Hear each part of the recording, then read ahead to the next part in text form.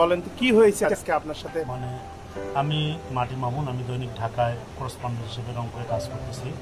আমি সংবাদ সংগ্রহ করার জন্য রংপুর মেডিকেলে ঢুকছিলাম 11টা থেকে 11:30টার মধ্যে। আমি যখন মেডিকেলে অ্যাম্বুলেন্স স্ট্যান্ড বটতলায় দাঁড় হয়েছি, ইতিমধ্যে জাহিদ হাসান জনি এবং জিন্নাতুল ইসলাম জয় আরও অপরিচিত 10-12 জন মুখ এসেছিল, হাতে অস্ত্র নিয়ে এসে আমার উপরে অতর্কিত হামলা চালায়।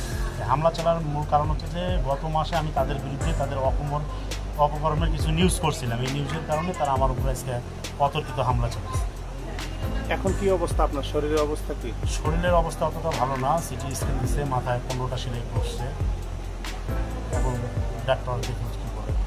এই যে এর আগে যে রিপোর্টগুলো যে আপনি করেছেন যে তাদের সন্ত্রাসী বা চাঁদাবাজি কর্মকাণ্ডের, এগুলো কি আপনি সংশ্লিষ্ট কোতোয়ালি থানা এবং ডিজিএফআই এনএসআই যারা আছে তাদেরকে দিয়েছেন কি? মোটামুটি রংপুরে যারা আইন শৃঙ্খলা রক্ষাকারী বাহিনী আছে তাদের সবাইকে অবগত করা আছে এবং তারা সবাই জানেও।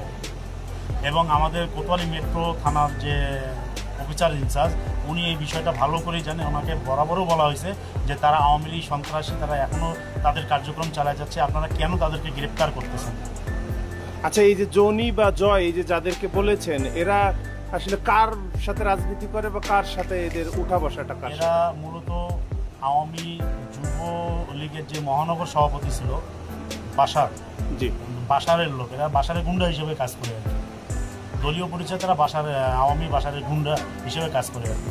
5ই আগস্ট পরবর্তী তো শেখ হাসিনা পালিয়েছে, তো তারপরে এখনো কি তাদের এই কর্মকাণ্ড এখনো বিদ্যমান? তারা এখনো বিদ্যমান অবস্থায় চলছে। তাদের ক্ষমতা, আসলে তাদের ক্ষমতার উৎস যে কি, এটা আসলে আমাদের বোধগম্য না।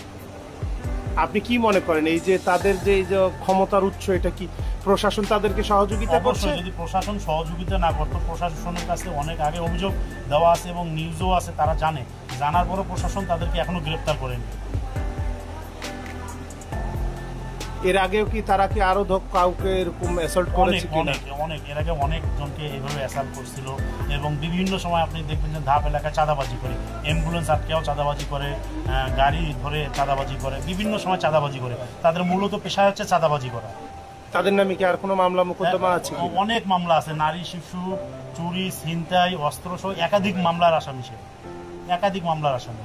এবং এই মামলার কাগজও মনে করেন আমাদের কোতোয়ালি মেট্রো থানার যে অফিসার ইনচার্জ, সে তার কাছেও আছে। তারপর গ্রেপ্তার করছে না? তারপর তাকে গ্রেপ্তার করেনি। কি চান এখন আপনি? অবশ্যই এই আওয়ামী ফেসিবাদ সরকারের যে সন্ত্রাস, অবশ্যই তাদেরকে দমন করতে হবে, গ্রেপ্তার করতে হবে। এবং আমার উপর যে তারা হামলা করছে, আমি এর সুষ্ঠু বিচার দাবি করতেছি আপনাদের মাধ্যমে। ঠিক আছে।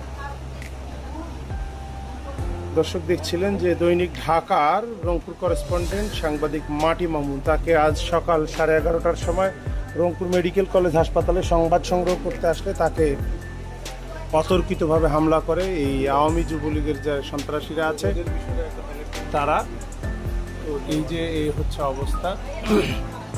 আমরা এই মুহূর্তে আছি রংপুর মেডিকেল কলেজ হাসপাতালে, আমরা তাকে দেখার জন্য এসেছি। তো তার যে অবস্থা, শারীরিক যে অবস্থা, এটি অত্যন্ত ভয়ানক এবং আমরা সাংবাদিক সমাজের পক্ষ থেকে আমরা এই ঘটনার একবারে সুষ্ঠু বিচার দাবি করছি।